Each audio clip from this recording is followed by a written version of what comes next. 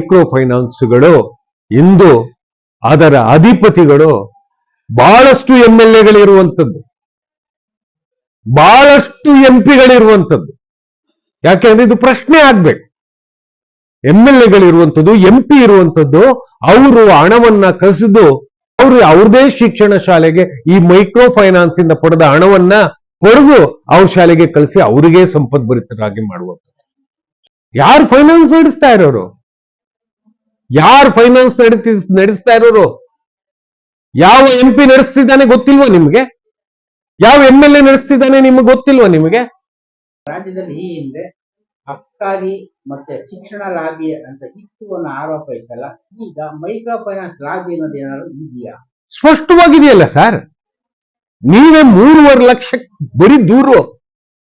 ಪಾಪ ಏನು ಹೇಳಕ್ಕಾಗದೆ 22,000 ಜನ ನ್ಯಾಣ ಕನ್ಸುತ್ತಿರೋದು ಉದಾಹರಣೆ ಇದೆಯಲ್ಲ ನಮ್ಮ ಮುಂದೆ. ಕ್ರಮ ತಗೊಳ್ಳೋಕೆ ಮೈಕ್ರೋ ಫೈನಾನ್ಸ್ ಸರ್ಕಾರನೇ ಉಳಿಸ್ತಾರೆ ಅನ್ನೋ ಸ್ಥಿತಿಗೆ ಬಂದಿದ್ದಾರೆ. ಹೌದು, ಅನ್ಕೋಬೇಕು ನಾವು. ಯಾಕೆಂದ್ರೆ ಕ್ರಮ ಜರುಗಿಸ್ಲಿಲ್ಲ ಅಂತ ಹೇಳಿದ್ರೆ, ಈಗ ಪರಮೇಶ್ವರ್ ಅವರು, ಸಿದ್ದರಾಮಯ್ಯನವರು ಮಾತಾಡಿದ್ದಾರೆ ಇವ್ರನ್ನ ಮಟ್ಟ ಮಾಡ್ತೇವೆ ಅಂತ ಹೇಳಿ. ಮಟ್ಟ ಮಾಡ್ಬೇಕಲ್ಲ, ಇಮ್ಡಿಯೇಟ್ ಆಗಿ ಮಾಡ್ಬೇಕು. ಇಲ್ಲ ಅಂತ ಹೇಳಿದ್ರೆ ನಾವು ಸ್ಲೋಗನ್ ಕೂಗೋರಲ್ವಾ, ಜೈ ಭೀಮ್, ಜೈ ಭೀಮ್, ಜೈ ಭೀಮ್, ಜೈ ಗಾಂಧಿ, ಜೈ ಗಾಂಧಿ, ಜೈ ಗಾಂಧಿ. ಆದ್ರೆ ಸಾಮಾಜಿಕ ಪಾಪಗಳು ಯಾವೆಲ್ಲ? ಅಕ್ರಮ ಸಂಪತ್ತು, ಅಕ್ರಮ ವ್ಯವಹಾರ ಅನ್ನುವಂತ ಗಾಂಧಿಗೆ ಬೆಲೆ ಕೊಡ್ಬೇಕು ಅಂತ ಹೇಳಿದ್ರೆ ಈ ಅಕ್ರಮ ದಂಧೆಗಳನ್ನ ಮೊದಲು ನಾವು ಸಿಂಹ ಸ್ವಪ್ನವಾಗಿ ಅಧಿಕಾರಸ್ಥರು ಕಾಡ್ಬೇಕು. ಇಲ್ಲ ಅಂದ್ರೆ ಎಣ ಆಗ್ತಾರೆ. ಎರಡನೇದು, ಅಂಬೇಡ್ಕರ್ ಯಾರ ಇಲ್ಲದವರ ಪಾಲಿಗೆ ನಾವಿರಬೇಕು ಅನ್ನುವಂತ ಸಂವಿಧಾನ ಇದೆಯಲ್ಲ, ಹೃದಯ ಇದೆಯಲ್ಲ, ಅದಕ್ಕೆ ನಾವು ಬೆಲೆ ಕೊಡ್ಬೇಕು ಅಂತ ಹೇಳಿದ್ರೆ ಈ ಮೈಕ್ರೋ ಫೈನಾನ್ಸ್ ನಿಗಿರ್ಬೇಕು. ಶಿಕ್ಷಣ ಸಂಸ್ಥೆಗಳನ್ನ ಅನೇಕ ರಾಜಕಾರಣಿಗಳು ಹೊಂದಿರುವ ರೀತಿಯಲ್ಲೇ ಮೈಕ್ರೋ ಫೈನಾನ್ಸ್ ಕಂಪನಿಗಳನ್ನ ರಾಜಕಾರಣಿಗಳು ಹೊಂದಿದ್ದಾರ? ಸ್ಪಷ್ಟವಾಗಿ ನೋಡಿ, ಬೃಹತ್ ಬಂಡವಾಳವನ್ನ ತರಲಿಕ್ಕೆ, ಬೃಹತ್ ಬಂಡವಾಳವನ್ನ ಗ್ರಾಮ ಮಟ್ಟದಲ್ಲಿ ಹಂಚಿ ಅದರ ಇಂಟ್ರೆಸ್ಟ್ ಅನ್ನ ಪಡಿಲಿಕ್ಕೆ ಇದೆ ಅನ್ನೋದಾದ್ರೆ ರಾಜಕಾರಣಿಗಳು ಇದೆ ಅಂತ ಅರ್ಥ ಅಲ್ವಾ ಸರ್? ರಾಜಕಾರಣಿಗಳು ಸ್ಪಷ್ಟವಾಗಿ ಇದ್ದಾರೆ ಅಂತ. ಅದು ಯಾವುದೇ ಪಕ್ಷದ ವಕ್ತಾರನಾಗಿ ನಾನು ಹೇಳೋದಿಲ್ಲ, ಯಾವುದೇ ಪಕ್ಷದಲ್ಲೂ ಗುರುತಿಸ್ಕೊಳ್ಳಲ್ಲ. ಯಾಕೆ ಅಂತ ಹೇಳಿದ್ರೆ ನನ್ನ ಪಕ್ಷ ಏನಿದ್ರು ಜನರ ಪಕ್ಷ, ಜನದ ಎದೆಯೊಳಗಿನ ಪಕ್ಷ. ಹಂಗಂತೇಳಿ ನಾನು ರಾಜಕೀಯದವನಲ್ಲ. ಎಲ್ಲೋ ಚಾರಿಟಿ ಮಾಡುವಂತವನು, ಸಮಾಜ ಸೇವೆ ಮಾಡುವಂತವನು. ಓದಿ ತಿಳಿದಿದ್ದೇನೆ. ಅಸಹನೀಯವಾದ ಪರಿಸ್ಥಿತಿಗಳನ್ನ ಗ್ರಾಮ ಗ್ರಾಮದ ಹೆಜ್ಜೆಯನ್ನು ಹಾಕಿದ್ದೇನೆ. ಏನ್ರಿ ನೀನ್ ಮಲ್ಕೊಂಡು ದುಡ್ಡು ಕೊಡು ಅನ್ನುವಂತ ಪರಿಸ್ಥಿತಿಯಲ್ಲಿ ಒಬ್ಬ ಮುತ್ಕಿನ್ ಕೇಳ್ತಾರೆ, ಇಲ್ಲ ಯಾರನ್ನಾರ ಕಳಿಸ್ಬಿಡು ಅಂತ ಗಂಡನ್ ಕೇಳ್ತಾರೆ, ಇನ್ನೇನೋ ಕೇಳ್ತಾರೆ. ಇಲ್ಲ ಅಂದ್ರೆ ನಮ್ಮ ಜನರನ್ನೇ ಬಳಸ್ಕೊಂಡು ನಮ್ಮ ವಿರುದ್ಧ ಕ್ರಿಮಿನಲ್ ಕೇಸ್ ಹಾಕ್ತಾರೆ. ಪೊಲೀಸ್ ಠಾಣೆಯಲ್ಲಿ ಹೊಡೆದ್ರು ಬಡದ್ರು ಲೋನ್ ಕೇಳ್ಕೊಂಡೆ ಅಂತ. ಆಗ ನಮ್ಮ ಸ್ಥಿತಿಗಳು ಏನಾಗ್ಬೇಕು? ಒಂದು ಸುಳ್ಳುಗಾರನಾಗಿ ಮಾಡ್ತಾ ಇರುವ ಗಾಮ ಪರಿಸ್ಥಿತಿ. ಸುಳ್ಳುವ ವ್ಯವಸ್ಥೆಯನ್ನ ಬಿಟ್ಟು ಓಡೋದೆಲ್ಲಿಗೆ? ಸ್ಥಳ ಇಲ್ಲ. ಯಾರು ಕೊಡ್ತಾರೆ 20,000 ರೂಪಾಯಿ 5,000 ರೂಪಾಯಿ ಬಾಡಿಗೆ ಕಟ್ಕೊಂಡು ಈ ಮಹಾನಗರದಲ್ಲಿ ಎಲ್ಲೋ ಇರೋಣ ಅಂತ ಹೇಳಿ? ನಾವು ಬಚ್ಚಲ ಉಳುಗಳ ತರ ಬದುಕ್ಬೇಕಾ?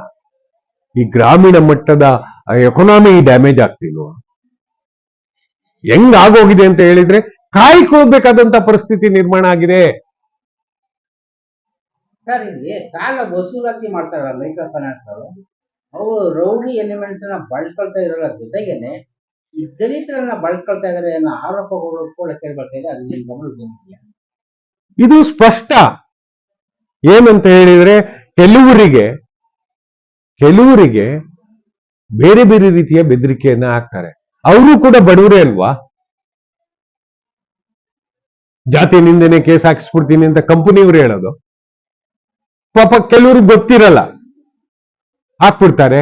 ಕೆಲವರು ಶೂದ್ರ ಕಮ್ಯುನಿಟಿಯಲ್ಲೇ ತಾನೇ ತೋಳ್ಬಲ ಇರೋದು, ಅವು ಹಾಕೋ ದುಡ್ಡಿಸ್ತವೆ. ಇವಕ್ಕೆ ಬಳ್ಕೊಂಡ್ರು ಎಳ್ಕೊಂಡ್ರು ಇಷ್ಟು ರಕ್ತ ಇರೋದಿಲ್ಲ ಅಂತವ್ರಿಗೆ ಕ್ಯಾಕ್ರೆ ಸುಗಿತಾರೆ. ಅವ್ರು ಅವಮಾನ ನಿನ್ಸುತ್ತವ್ರಕ್ಕೋ ಇಲ್ಲ ಅಂದ್ರೆ ಇನ್ನೊಂದು ಮಾಡ್ಬೇಕು. ಎಗ್ರದೇವನ್ ಕೊಟ್ಟಿಲ್ಲ ನೋಡಿ, ಒಬ್ಬ ಆಕೆ ಕೆಲ್ಸಕ್ಕೆ ತಗೊಳ್ಳಿ ಅಂತ, ಅದು ಕೆಲಸ ಮಾಡ್ತೀನಿ ವ್ಯವಸಾಯನ. ಅಲ್ಲಮ್ಮ, ನೀನ್ ಬಳ್ಕೊಂಡ್ರು ರಕ್ತ ಇಲ್ಲ, ಬಂದು ಊಟ ಮಾಡ್ಕೊಂಡು ಹೋಗು, ಏನೋ ದೇವ್ರು ಕೊಟ್ಟಿದ್ದಾನೆ, ಕೆಲಸ ಮಾಡ್ಬೇಡಮ್ಮ, ನಿನ್ ಕೈಲಿ ಆಗ್ತಾ ಇಲ್ಲ, ನೋಡಕ್ಕಾಗಲ್ಲ ಅಂತಂದ್ರೆ, ಇಲ್ಲ ಅಣ್ಣ ಕೆಲಸ ಮಾಡೇ ಮಾಡ್ತೀನಿ, ಅವ್ರು ಎಷ್ಟು ಮಾಡ್ತಾರೆ ನಾನು ಅಷ್ಟೇ ಮಾಡ್ತೀನಿ, ಅದ್ ನೋಡ್ಕೊಂಡು ಇರಕ್ಕಾಗತ್ತೆ. ಉಸಿರಾಡಕ್ ಆಗ್ತಾ ಇಲ್ಲ, ನಡೀಕ್ ಆಗ್ತಾ ಇಲ್ಲ. ಇವರೇ ಕಿತ್ಬಿಟ್ಟವ್ರೆ ಕಾಸನ್ನ, ಕಳ್ಳನ್ ಮಕ್ಕಳು. ಏನಂತ ಹೇಳಿದ್ರೆ ಅವ್ರದೇ ಹಾಸ್ಪಿಟ್ಲ್ಗಳು ಇರ್ತವೆ, ಅಲ್ಲೇ ಇಂಜಿ ಬಿಟ್ಟಿರ್ತಾರೆ ದುಡ್ಡನ್ನ. ಏನಾಗುತ್ತೆ?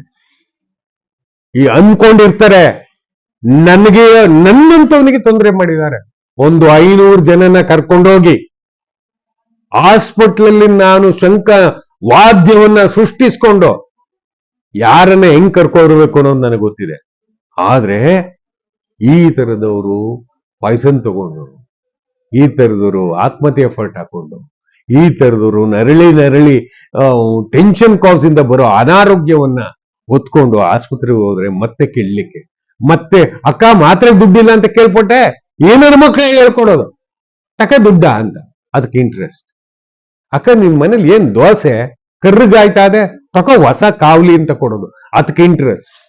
ಏನ್ ಹೇಳೋಣ ಇವ್ರಿಗೆ? ಮೈಕ್ರೋ ಫೈನಾನ್ಸ್ ಅಲ್ಲಿ ನಡೆಯುವ ದಳ್ಳಾಳಿತನ, ನಡೆಯುವ ಹೆಚ್ಚುಗಾರಿಕೆ ಬಡ್ಡಿ, ನಡೆಯುವ ದೌರ್ಜನ್ಯ, ಮತ್ತೆ ನಡೆಯಬಹುದಾದಂತ ಸಾವಿನ ಹೆಣಗಳ ರಾಶಿ. ಯುದ್ಧ ಬೇಡ ಸರ್ ಈ ದೇಶಕ್ಕೆ, ಈ ದೇಶಕ್ಕೆ ಯುದ್ಧ ಬೇಡ. ಎಷ್ಟು million the fund transfer to India. ಯಾಕೆ ಅಭಿವೃದ್ಧಿ ರಾಷ್ಟ್ರಗಳು ಇಲ್ಲಿ ತಳ್ಳಲ್ಪಡ್ತವೆ ದುಡ್ಡನ್ನ? ಆ ತಳ್ಳಲ್ಪಟ್ಟ ದುಡ್ಡನ್ನ ಎತ್ತಿ ಹಂಚೋದು ಯಾಕೆ? What is the leading bank role? ಯಾಕೆ ಹಿಂಗೆ ನಮ್ಮ ಕುತ್ತಿಗೆಯನ್ನ ಇಸುಕ್ತಿದೆ? ನಾವು ಎಚ್ಚರಿಕೆಯಿಂದ ಮಾತಾಡ್ಲಿಲ್ಲ ಅಂತ ಹೇಳಿದ್ರೆ ದುರಂತವನ್ನ ನಮ್ಮ ಕಣ್ಮುಂದೆ ತಂದ್ಕೋಬೇಕು. ಅದು ರೈತ ನಾಯಕರಾಗಿರ್ಬೋದು, ದಲಿತ ನಾಯಕರಾಗಿರ್ಬೋದು, ರಾಜಕೀಯ ನಾಯಕರಾಗಿರ್ಬೋದು. ನನ್ನ ಜನರೇ ಇಲ್ಲ ಅಂದ್ರೆ ವೋಟಿಂಗ್ ಇಲ್ಲ, ನನ್ನ ಅಸಹಾಯಕ ರೈತರ ಬಗ್ಗೆ ನಾನು ಧ್ವನಿ ಎತ್ತಲಿಲ್ಲ ಅಂದ್ರೆ ಎದ್ದಿಲ್ಲ, ನನ್ನ ದಲಿತ ಪರವಾದಂತ ಕೂಗಿಲ್ಲ ಅಂತ ಹೇಳಿದ್ರೆ ಅರ್ಥನೇ ಬರಲ್ಲ. ಸಂವಿಧಾನದ ಅತಿ ದೊಡ್ಡ ಆಶಯ 3ನೇ ಅಂಶ ಯಾವುದು? ರಾಜನಿರ್ದೇಶಕ ತತ್ವ. ಆ ರಾಜನಿರ್ದೇಶಕ ತತ್ವದಲ್ಲಿ ಇಲ್ಲದವರ ಪರವಾದಂತ ತುಡಿತ ಮತ್ತೆ ತುಡಿತ ಎಲ್ಲ ಸರ್ಕಾರದ, ಅದರಲ್ಲೂ ರಾಜ್ಯ ಸರ್ಕಾರದ ಜವಾಬ್ದಾರಿ. ಸೋಷಿಯಲ್ ರೆಸ್ಪಾನ್ಸಿಬಿಲಿಟಿ ಅಡಿಯಲ್ಲಿ ಭಾರಿ ಎಲ್ಲಾ ಕಂಪನಿಗಳು ಇಷ್ಟು ಪರ್ಸೆಂಟೇಜ್ ಆಫ್ ಹಣವನ್ನ ಅವ್ರಿಗೆ ತೊಡಗಿಸ್ಬೇಕು ಅಂತ.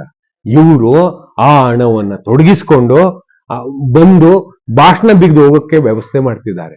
ಏನು ಅಂತ ಹೇಳಿದ್ರೆ ಲೋನ್ ರಿಕವರಿಗೆ ಸನ್ಮಾನ ಮಾಡ್ಬಿಡೋದು, ಅದು ಸೋಷಿಯಲ್ ರೆಸ್ಪಾನ್ಸಿಬಿಲಿಟಿ ಅಂಡರ್ ಬರುವಂಗೆ ಬಿಂಬಿಸ್ಕೊಳ್ಳುವಂಥದ್ದು, ಕಾರ್ಯಕ್ರಮಗಳನ್ನ ಆಯೋಜಿಸುವಂಥದ್ದು. ಒಂದು 400-500 ಗಿಡ ನೆಟ್ಲಿಲ್ಲ. ಈ ತರ ಅಭಿವೃದ್ಧಿಗೆ ಪೂರಕವಾದಂತ ಎಮ್ಮೆ ಕರುಗಳಿಗೆ ಸಂಬಂಧಪಟ್ಟಾದಂತ ವ್ಯವಸ್ಥೆ ಮಾಡಲಿಲ್ಲ. ಮತ್ತೆ ಚಿತ್ರಣವನ್ನು ಏನ್ ರೀತಿ ಕೊಡ್ತಾರೆ ಅಂದ್ರೆ, ನನ್ನ ಮೈಕ್ರೋ ಫೈನಾನ್ಸ್ ಇಂದ ಯಾವ ರೀತಿಯ ಆದಂತ ಅಭಿವೃದ್ಧಿಗಳಾದವು ಅಂತ ತೋರಿಸ್ತಾರೆ. ಏನಪ್ಪಾ ಆಗಿರೋದು ಅಭಿವೃದ್ಧಿ? ಯಾವುದೇ ಹಳ್ಳಿಗೆ ಹೋಗಿ ಅನಕ್ಷರಸ್ಥ ಕುಕ್ಷಿಗಳು ಇಂದು ಅಸಹಾಯಕತೆಯನ್ನ, ನಾವು ನಮ್ಮ ಕಡೆ ಹೇಳ್ತೀವಿ ಅಂಬಕ್ಕಿ ಬಾಯ್ ಬಿಟ್ಟಂಗೆ, ಅಂತ ಹೇಳಿ ಅಂಬಕ್ಕಿ ಬಾಯ್ ಬಿಡುವಂಥದ್ದು.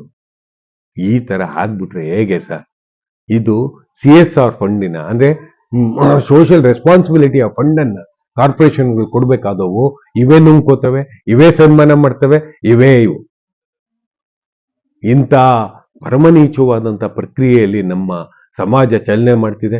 ಕರ್ನಾಟಕದಕ್ಕೆ ಬೇರೆ ರೀತಿಯಾಗಿ ಭಿನ್ನವಾಗಿ ನಿಂತುಕೊಳ್ಳಿ.